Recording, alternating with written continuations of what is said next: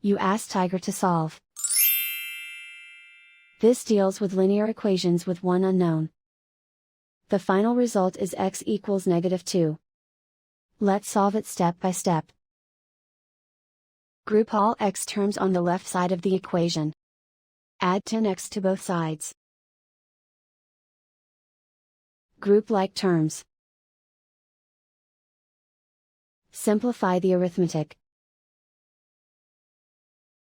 Group like terms. Simplify the arithmetic. Group all constants on the right side of the equation. Add 4 to both sides. Simplify the arithmetic.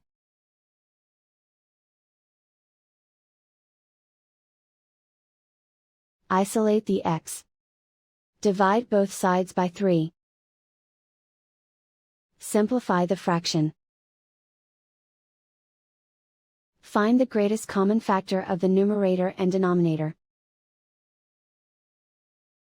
Factor out and cancel the greatest common factor. And so the final result is x equals -2.